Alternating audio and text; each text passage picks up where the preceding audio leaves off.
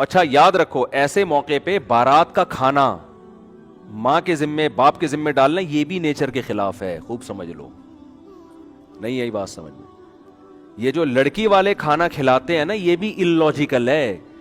وہ قومیں جن پر انگریز نے حکومت نہیں کی ہے یا ہندوؤں کے ساتھ وہ قومیں نہیں رہی ہیں ان میں آپ کو بارات کے کھانے کا تصور نہیں ملے گا. یہ بھی ان لاجیکل ہے. وجہ اس کی ہے, میں تو ان چیزوں پہ شروع سے غور کرتا ہوں کہ مجھے شروع سے سمجھ میں ہی نہیں آ جائے بارات کا کھانا نا کہ یار باپ کے گھر سے بیٹی رخصت ہو رہی وہ کیوں کھلائے بھائی.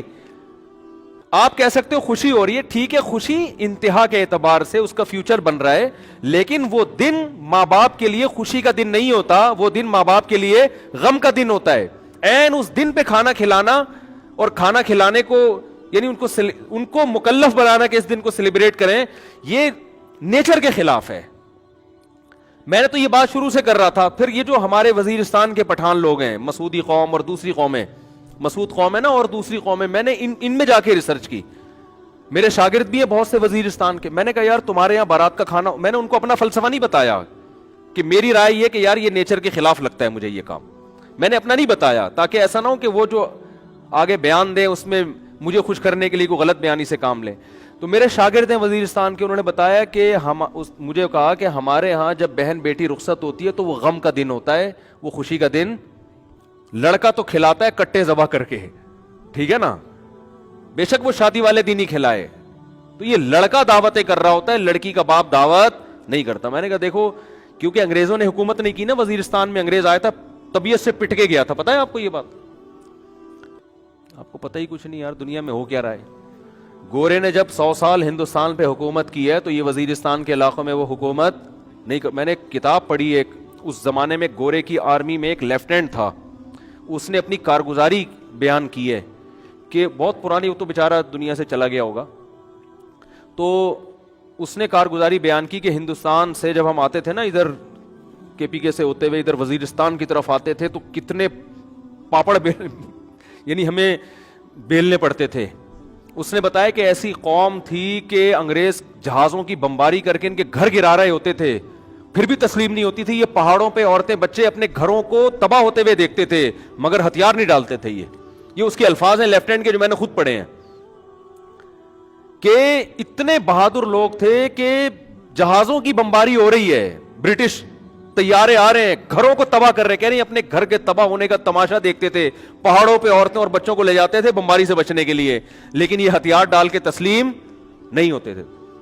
تو کیا مسئلہ ہے کہ یہ قوم برٹش کے اور انگریزوں کے ماتحت نہیں رہی, لہذا ان میں ابھی بھی جو کلچر ہے نا وہ اسلام کے زیادہ قریب ہے.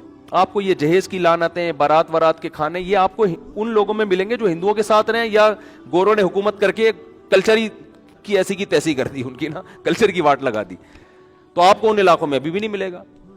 تو وہاں وہ نہیں, نہ جہیز ہے وہاں پہ اور نہ وہاں آپ کو یہ ملے گا کہ بارات کے کھانے ملیں گے.